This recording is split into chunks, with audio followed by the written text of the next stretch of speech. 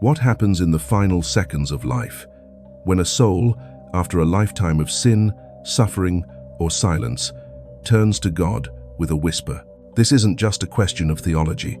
For Padre Pio, the answer was real, vivid, luminous, and unforgettable. There's a story that has stirred the hearts of believers for decades. It didn't happen in a grand basilica or in front of thousands. It happened in the stillness of a hospital room. And it began with a man, let's call him Lorenzo, whose entire life had been marked by bitterness and rejection of faith. He was a skeptic, not because he lacked belief in something greater, but because he had been wounded. Life had betrayed him early. The church reminded him of losses he never recovered from. His wife had prayed for him, pleaded with him, but he would only laugh or walk away. He hadn't stepped inside a chapel since his wedding, and yet God had not walked away from him. In the final days of his life, as cancer took hold and pain silenced his defiance, Lorenzo still resisted the priest his family begged him to speak with. His wife reached out to someone she had never met, but had heard miraculous things about Padre Pio. At the time, Padre Pio was still cloaked in mystery, known for his stigmata, for bilocation, for an ability to read souls. He never sought the spotlight, but souls found him. Desperate ones, lost ones, and even those who didn't believe he could help them. Because behind all the miracles, Padre Pio's greatest gift was his certainty. He knew God's mercy was bigger than time. So, when he heard of Lorenzo, he didn't ask questions. He simply prayed. What happened next is something only Padre Pio could explain. Later, with tears streaming down his face, he would share the vision with a close brother at the friary. He said he had been praying in his cell when suddenly the air changed. A thick, pressing silence fell over him, and then light, not harsh but gentle, like the first breath of dawn, filled the room. Within that light was the face of a man, wrinkled, pale, eyes wide with awe and fear. He was dying, but something had opened. In the final seconds before his heart gave out, he cried one word silently in his mind: God. That cry, that last-second surrender, echoed in the heavens. Padre Pio saw angels descend. He described it not as a fantasy or dream, but as a visitation. The dying man Lorenzo was met not with judgment, but with a flood of warmth, as though all the regret, all the wasted years, were melted away by a single drop of divine mercy. He later told the friar, "Even the soul who turns at the final hour, if sincere, is not too late, for the Lord counts not the years, but the moment the heart finally opens." This wasn't just a story. Padre Pio treated it like a warning and a promise. He wanted people to know that God does not keep score the way we do. The gates of mercy are not closed by time. They are closed only by refusal. And even then, sometimes the soul, in its last gasp, finds enough light to reach through. One evening, a young seminarian asked him, "But how can a soul who has rejected God all his life simply be welcomed in the end?" Padre Pio didn't hesitate. He said, "God's justice is perfect, but so is his love. And when a dying soul calls him with truth, yes, even at the final breath, he answers with fire. Not a fire of punishment, but a fire that purifies." That final plea, Padre Pio believed, begins a journey through purgation, yes, but one flooded with hope. In another encounter, a woman approached Padre Pio during confession and broke down, sobbing. Her father had died suddenly after living far from the faith. She begged him to tell her if there was any hope. Padre Pio gently placed his hand on her head and whispered, "Between the last heartbeat and the soul's departure, there is a space only God can see. In that space, mercy works." Let that sink in. Between the last beat of a heart and the soul's release, there is time for grace. This belief wasn't just sentimentality. Padre Pio's life was marked by spiritual warfare. He battled demons, bore the physical wounds of Christ, and spent hours, sometimes whole nights, in the confessional. He didn't sugarcoat sin, but he never placed a limit on God's forgiveness.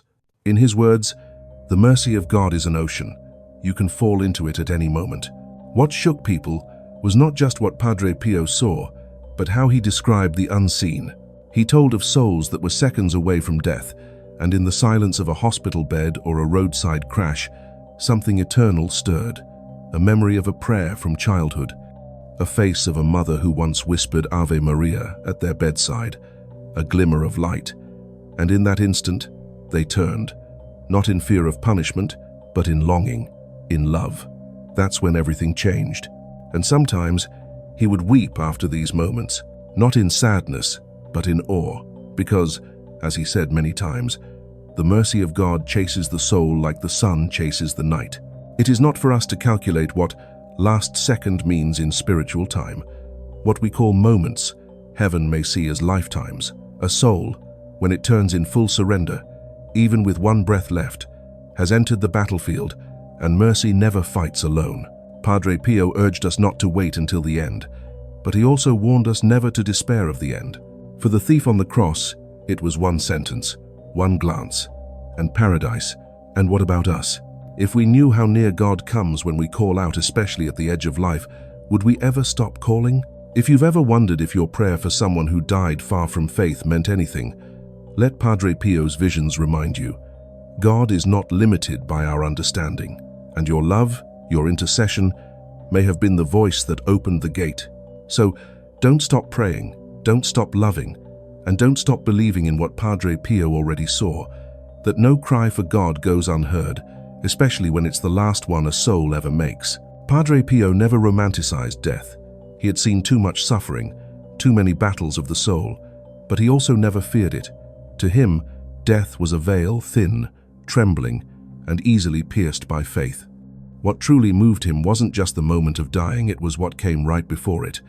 That trembling edge when the soul stands between two eternities, one of silence, the other of salvation. He once said, "If you could see what a single act of trust does at the hour of death, you would never doubt again." And I say, there's a story that circulated among the friars about a soldier during the war, someone who had lived violently, who had taken lives and broken every vow he'd ever made. On the battlefield, wounded and bleeding, the soldier was certain it was the end. No priest, no confession, only the open sky and the fading of breath. But in that final moment, he cried out, not even with words, but with a groan from deep within. A cry to something, someone, beyond the smoke and the blood. Padre Pio later told a fellow priest that he saw the man's soul. He didn't know the soldier's name or where he fell, but he described him in detail, even the wound on his side. He said, he cried out to God, as a son cries to a father, not expecting an answer, but one came. In the moment he thought he was alone, heaven had drawn closer than ever. That story echoed something Padre Pio would repeat often. The soul does not need to know the right words.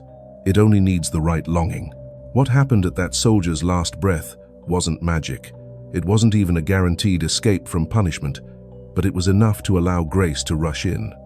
Padre Pio believed and testified with all his heart that no soul who calls on God with sincerity, even in the last flicker of life, is turned away.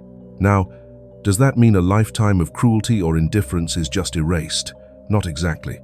He never claimed that justice disappears, but he saw that even justice bows before the mercy of God when the soul opens, truly opens, even for a heartbeat. That's why he begged people to pray, especially for those dying alone. In one case, a woman asked Padre Pio about her brother, who had died suddenly in a car crash. He was known for his reckless life and disdain for religion. She couldn't even bring herself to light a candle for him. She said, "It would feel like a lie." Padre Pio looked at her, eyes burning with a strange compassion, and said, "Do you think God needs candles to see your brother?" He saw him in the moment no one else did. In the moment of the crash, he called, not with his lips, with his soul. And God answered. She wept uncontrollably.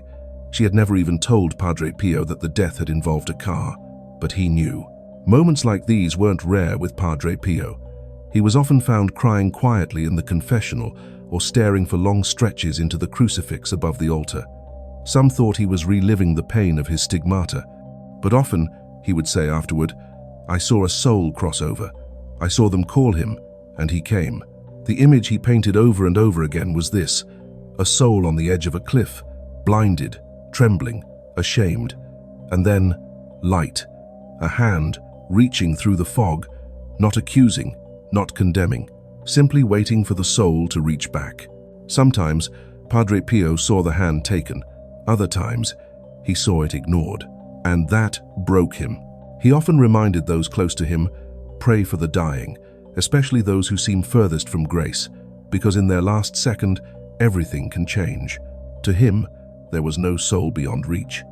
Not because sin isn't serious, but because God's mercy is serious enough to cover even the darkest hour.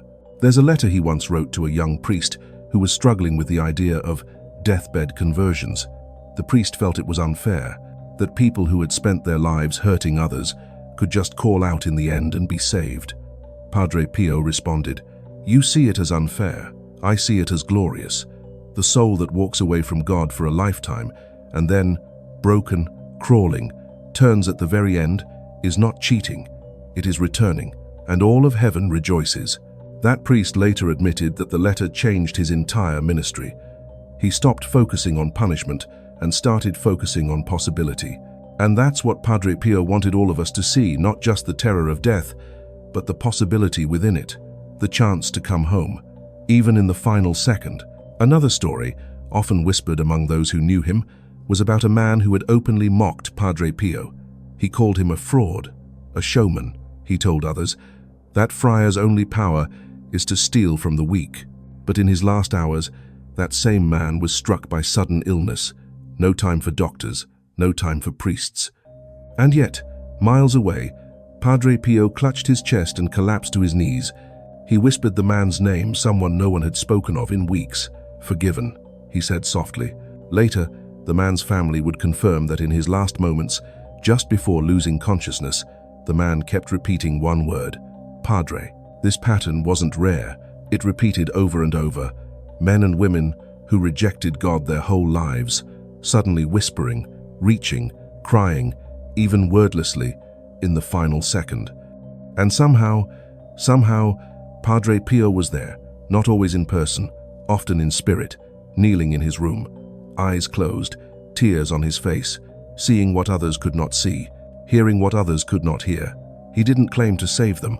He only witnessed the mercy that did. In those final seconds, he saw what truly matters, not how perfectly we've lived, but how desperately we reach when all else fades. So, why does this matter for you and me? Because maybe someone you love has drifted far. Maybe they've turned their back on faith, on hope, on love.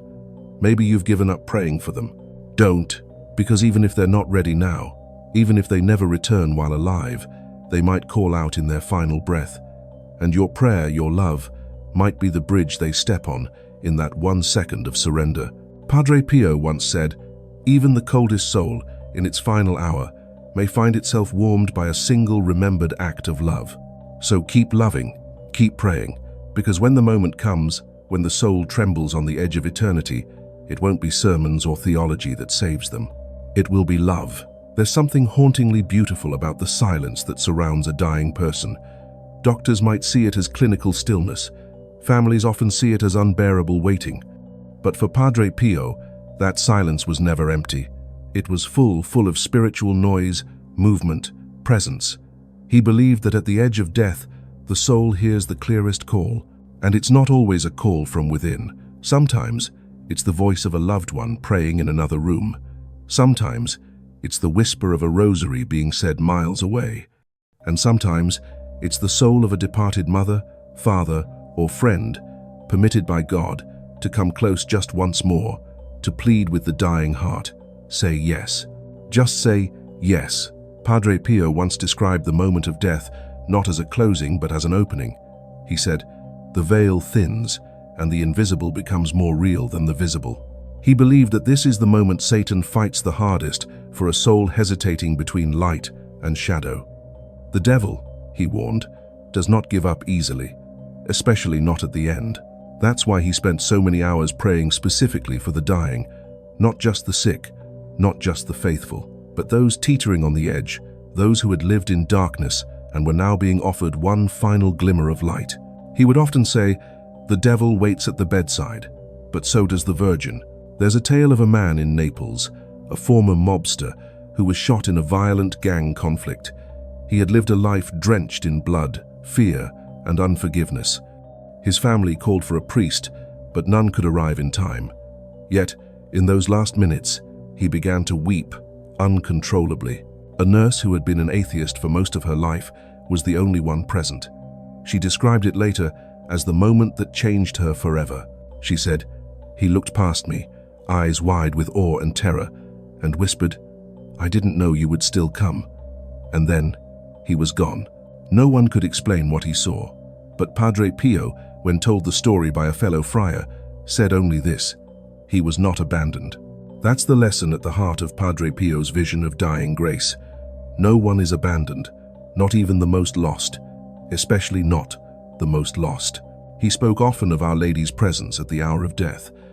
For him, Mary wasn't a figure of distant veneration. She was a mother real, near, active.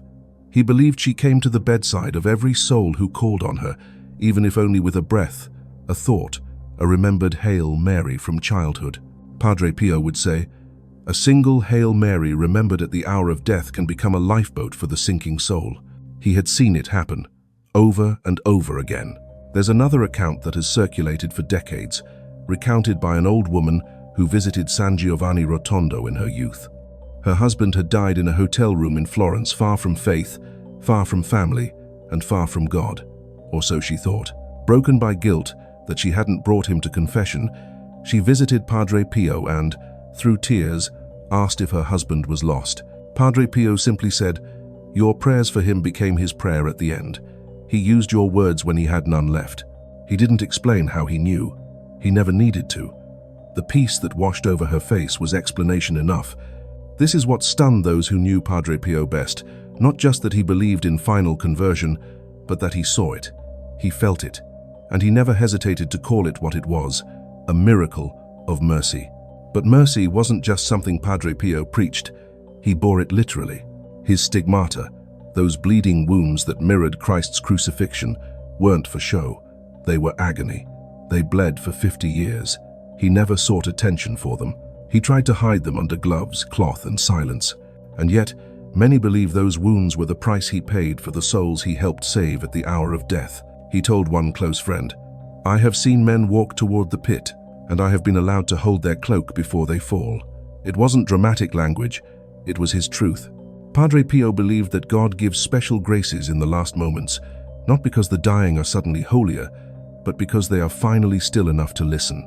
And that stillness is where grace moves. This is why he begged people to pray for those who had no one to pray for them, those forgotten in hospitals, on battlefields, in prison cells, in isolated homes, because no soul should stand on the edge of eternity alone.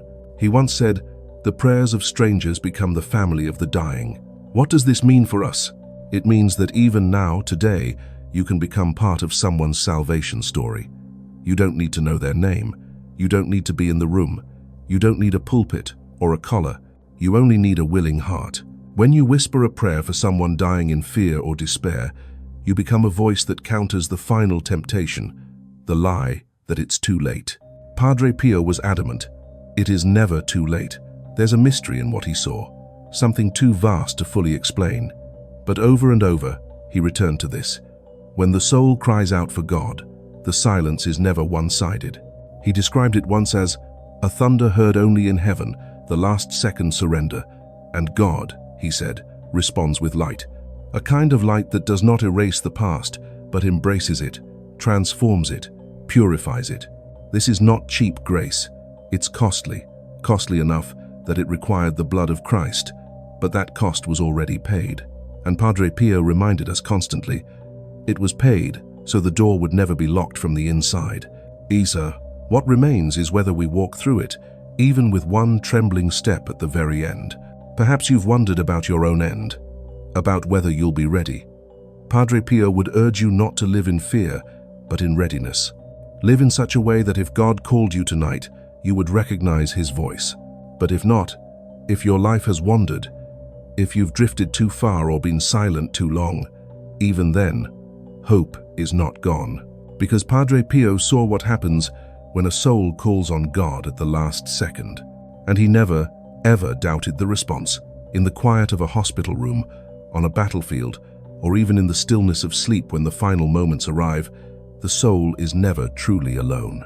Padre Pio's experiences show us that something profound takes place in that fragile space between life and death. A door opens, mercy becomes possible in ways we may never fully understand. The soul, even in silence, has one last chance to speak, and heaven is listening. This isn't about excusing a lifetime of wrongdoing or pretending the path doesn't matter. It does. Padre Pio never minimized sin, but what he witnessed again and again is that God's mercy meets people exactly where they are, even at the very end. A final thought, a quiet longing, an inward surrender, these are not small things, they're everything. And if Padre Pio's visions teach us anything, it's this. When a dying person turns to God, even at the last second, that moment holds weight beyond this world. Thanks for watching. If you found this meaningful, consider subscribing and sharing with someone who might need to hear it. There's more ahead, real stories, honest faith, and the mysteries that remind us just how close eternity really is.